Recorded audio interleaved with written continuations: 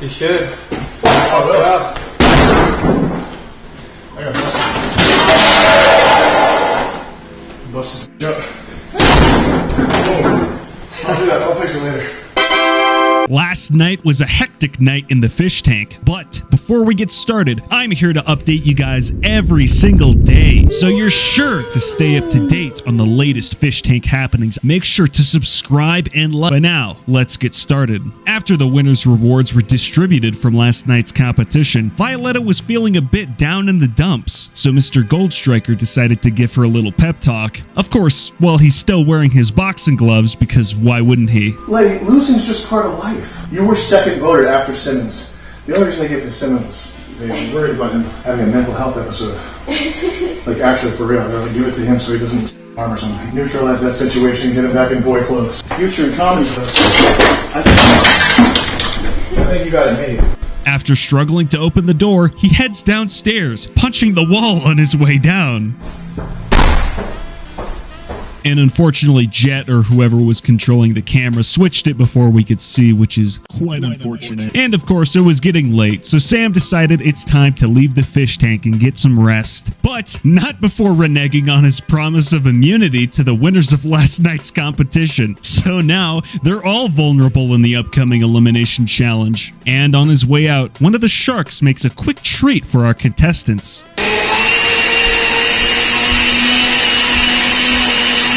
Bottle. Put the whole bottle in there.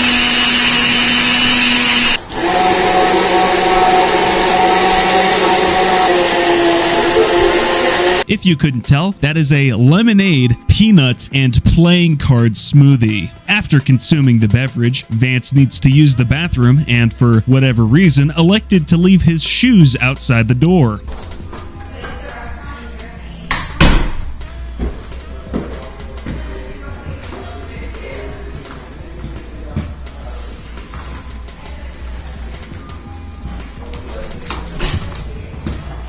And now he doesn't have any. And in a surprise to nobody, Jonathan and Daniel continue their beef late into the night. I would tell you guys one by one if you guys want to know. Is this your first fish fight today?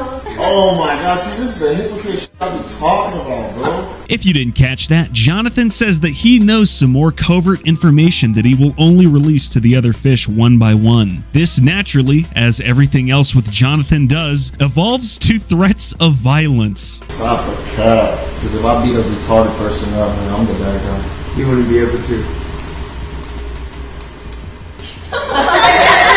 And just a few minutes after some of his last statements, John's attempts to keep a secret once again prove futile, as minutes after saying he'd only tell the fish one by one, he blurts out that he saw a picture confirming Daniel's relationship with Sam during the swatting. Why would there be pictures of you and Jason in the studio in October? What are you talking about? Well, I just saw some pictures of you with Jason in Jason's studio a while back. It's been hours at this point, and John is still pushing back and forth against Daniel, complaining about being bullied. I'm just saying, like, why are you always trying to stop shit? Like, why you gotta stop shit? Like, which at this point isn't surprising. We've known that Jonathan is annoying since the start of the show. However, it's at this point that the show starts to get really interesting.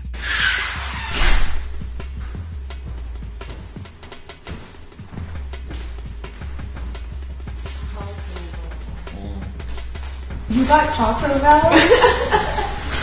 I guess so. Yeah, that's crazy, huh? That's crazy, huh? Hey, Josie, you want some? That, ladies and gentlemen, was a shark bringing Daniel a Taco Bell order. Now, surely you've been keeping up to date, and you know that at this point it's widely speculated that Daniel is a plant from the MDE crew. About 20 minutes later, Daniel retreats to his room, and that object that we saw yesterday is definitively proven to indeed be a phone, as he sits on his bed and plays with it openly for the camera to see. And then he turns on some music and does a little jig.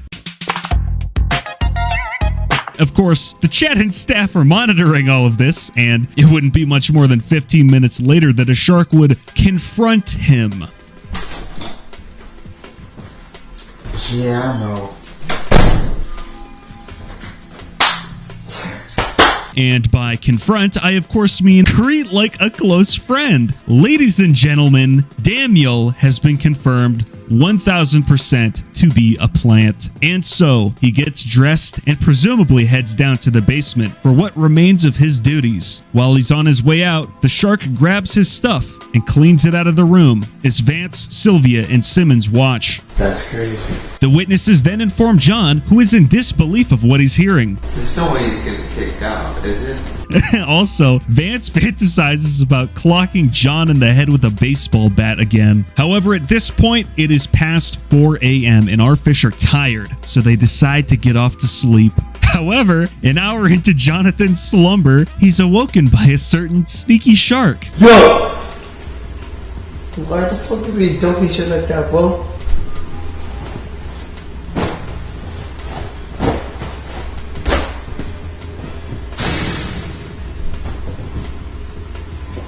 What fucking apple been dumping? Oh, come on now.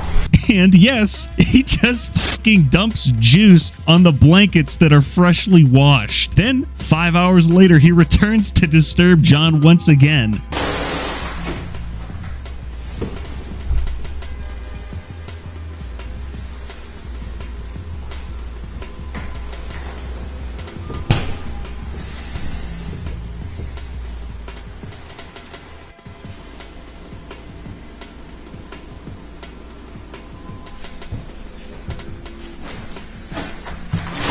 Of course, paired with threats of violence. Bro, I almost kicked one of those ass last night. The red shark goes upstairs and appears to be fatigued, so he takes a short little rest on Violetta's bed.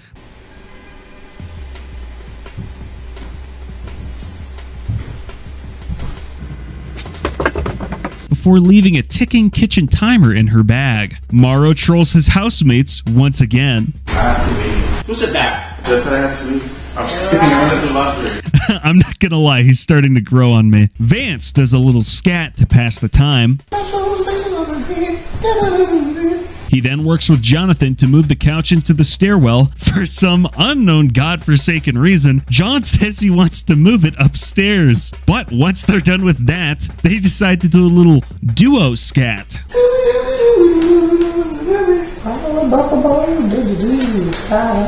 Violetta jokes to the audience that she'll show her feet if they get her a fish buck, which is yet another reason we need to get her off the show because she is vile. If you guys get me a fish book, I'll hang out with you. I mean, I'll show you my feet. Jonathan is feeling violent towards the afternoon. Fuck shit up.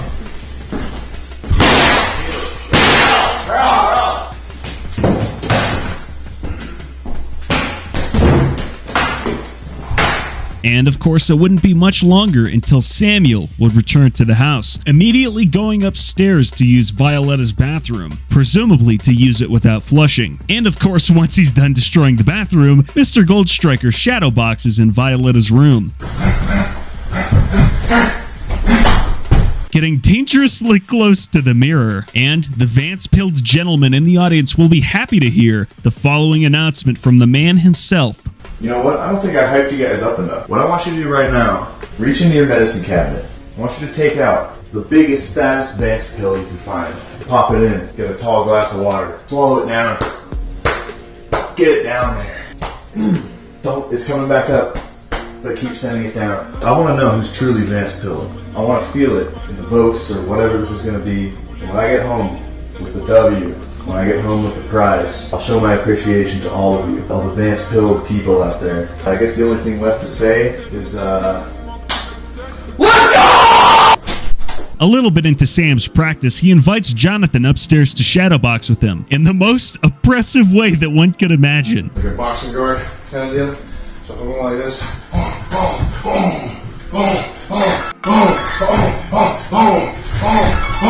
You know, before it kind of looked like a pseudo father-son bond that they had going, but now this is just abusive. How do you justify this? While they're working out, the sharks then barge in to steal Violetta's king mattress and replace it with that same twin that everybody else is sleeping on. It at this point becomes clear that the sharks are setting up for something big. They nab Simmons, bring him downstairs, and then tape boxing gloves onto his hands. And after horsing around with them on for a while, he decides it's best to take them off. Soon after, the red shark would call the fish downstairs for a meeting with Mr. Goldstriker.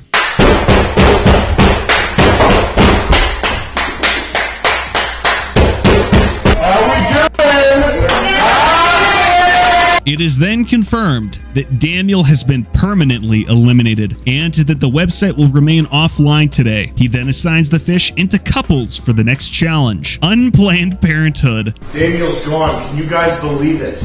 I can't. I can't believe Daniel's gone. That does not stand in the way of our upcoming challenge, which is getting very near. The website being repaired, the little techno elves inside working their magic, their computer magic. What could they be doing? In the meantime, I'm going to have you all couple up into your challenge couples. We're going to line up over here. John and Simmons, you're the first couple.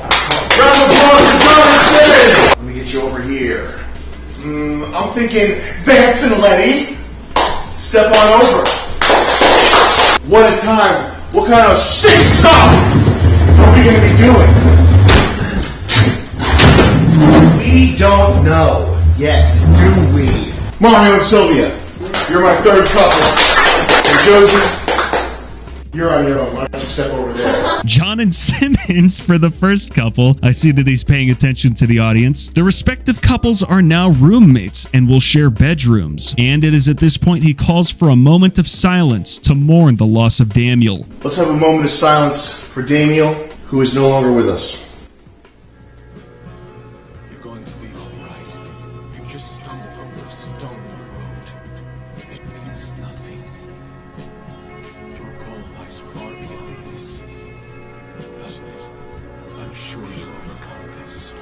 Loved by many, and indeed respected even by his foes, Daniel was a worthy competitor here on the Fishtank. But that's going to do it for tonight, ladies and gentlemen. Thank you for watching. Stay tuned for tomorrow when hopefully the website will return and the fish will participate in the first elimination challenge. I'm so excited. I really want to see that pig Sylvia get the fuck out of the house. But until next time, guys, make sure to subscribe, like, follow the socials, and join the Patreon. And until next time, peace.